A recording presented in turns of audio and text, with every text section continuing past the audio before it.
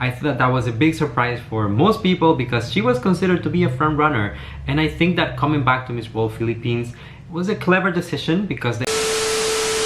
Hello everyone, welcome once again to my channel. It's your boy Luis Portelles, and for today's video we're going to be talking about some of my first impressions and candidates who really managed to catch my eye from Miss World Philippines 2022. As you guys know, I already started my series of interviews with candidates from Miss World Philippines, and it has been a very interesting journey. I already have my interview with Ashley that came out. I have my interview with Sam, and probably by the time that this video came out, you already saw the interview with Maria. But I'm still trying to get some of the other candidates as well, so please stay tuned for that, and I hope that you are enjoying the interviews. But anyways, going back to the topic of this video, today we're going to be talking about 10 candidates that I handpicked myself just based on the introduction photos that were posted, the official headshots on the official Instagram and Facebook page of Miss World Philippines. I think that first impressions are really important, especially in pageantry, and that's the reason why I wanted to make this video.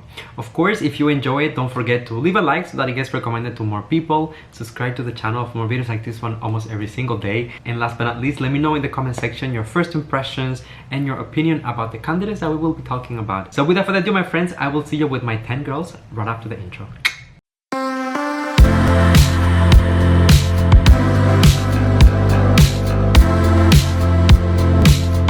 The first candidate that I wanted to talk about is my girl Ashley Subigano. We just had her here on the channel, and of course, just based on looks, this is a very stunning girl. Love her.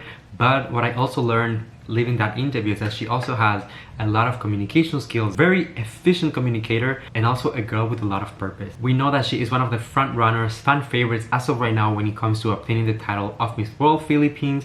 At the same time, she has big shoes to fill because Tracy last year did such an incredible job, and at the same time her own mother, Miss Cara Subigano, represented the Philippines during Miss World in 1994. So this is a family affair. It's a legacy thing for her, and I'm just hoping that she'll be able to go ahead and give her best performance, something that she will be able to be proud of in the future. The photo itself is stunning. She looks like $1 million, which she always does, to be honest. So my expectations for her are really up there. Next on the list, we have Kyla Tingson. I thought that this photo was so stunning because first of all, herself, she looks extremely well. That waist, I'm jealous. And of course, it's also the confidence that she exudes in the photo. Very captivating, looking straight into the camera, empowered. I love that. We know that this photo shoot as a whole had the same concept for everyone, just to show them under the same light.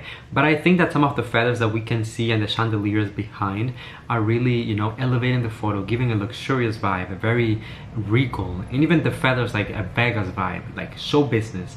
All of those things combined with her beauty are a perfect match. I love this. Next on the list, we have Lady Santos. Looking at this photo, it might not seem like the most captivating photo that you have seen of this batch of girls. However, I really appreciate, I like her natural beauty. It's not overly done, it's not over the top, it's just very subtle and very efficient. If I'm being honest, initially this photo was not within my top 10 picks, but then I was also looking at some of the social medias and the photos that are out there already of the candidates during the activities, and she really caught my attention, my eye. So I was like, you know what, maybe the introduction photo was not the best in my opinion, but the girl is definitely very beautiful, so I had to squeeze her in. Of course, we know that Miss World Philippines and Miss World candidates as a whole have a lot of communication skills. They are very good in front of people, interacting with the audience. So I'm still waiting to see how some of these girls will do that, but just based on photos, I see that this is a very strong batch of girls, so I'm excited. Next on the list, we have Kimticastiquez, giving us the very old Hollywood glamour vibes. If I just put this photo in black and white, this could easily be one of the frames of an old Hollywood movie. I like how natural and effortless her beauty is, and also how she's kind of like looking at the camera, but she's not at the same time, and she's just like in her own dimension, just daydreaming and being beautiful. I mean, sana all.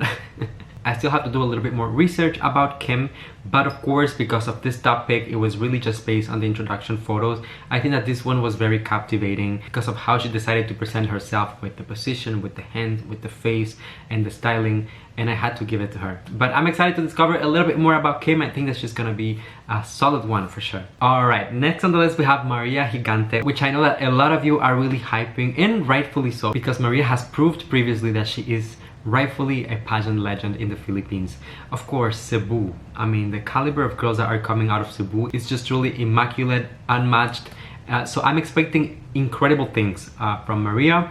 As I said, we have an interview in the works. I'm not sure if by the time you see this, the video already came out or if it's gonna come out shortly after, but please stay tuned because I'm really excited to talk to her. Great communicator. She's a stunner with the looks, and of course, I mean, also a very sweet and funny girl. So I'm thrilled. I feel like the photo as well was just as captivating. I love the contrast of the very, you know, saturated red in the backdrop with the blue gown that she's wearing. At the same time, her facial expression, it's also like so effortless. Similar to the previous example that I was telling you about Kim, it almost seems like she is looking at the camera, but she really isn't. She's just in her world, minding her own business, just giving us glamour and vibrant beauty. Ah, stunning. Next we have Natasha Bautista. I think that this photo is extremely effective because some of the candidates I've been talking about the contrast between the dress or the backdrop or the facial expression. Well, I think that for her photo in particular, she's actually matching with the background with her dress. So it's something that I haven't seen so far. I think that was a very clever decision. The facial beauty is definitely there, giving us a little bit more of a younger aura, very delicate, but still fierce enough. As I mentioned for some of the previous candidates, I'm still doing some research about her, but because of how good the photo is, I wanted to give her the spot within the top 10. It feels regal, it feels elevated, and I think that if she's able to match that same level in all of the other aspects of the competition, she should definitely be a front runner and do very well ultimately. Next one on the list, I wanted to talk about Justine Flores, of course, a comeback queen to the world of pageantry. And I know that all of us were really in shock when last year Justine did not place during Binibining Pilipinas 2021. I thought that was a big surprise for most people because she was considered to be a front runner. And I think that coming back to Miss World Philippines was a clever decision because they have more crowns to offer to the girls, and I think that Justine has the type of beauty that will do very well perhaps in Miss Supranational or even Reina Hispanoamericana. I don't know what you guys think about that, so please let me know in the comment section. But if you remember, Justine was very solid in terms of pasarela, she was very solid in terms of styling, and I truly thought that she had all of the elements to really make it to the grand finale and snatch a crown. Well, unfortunately wasn't the case, but let's hope that history does not repeat itself. So far within the competition, everything that I've seen from this photo to the in-person activities and her social media, everything has been very good, and she seems confident, happy to be there, and I hope that she really keeps that in mind all throughout the competition. So wishing her nothing but the best, and I'm excited for her in the future. Now we have Paola Ortega representing Albay. Very, very fierce. Out of all of the girls that I've been talking about, I think that she's really the one that is giving me the more matured woman vibes, and of course I talk about that in a very positive way. I know that some people take it sometimes calling you mature as a diss. Definitely not on my channel. I think that she looks like a confident woman, strong, sure of herself. She's holding her head up.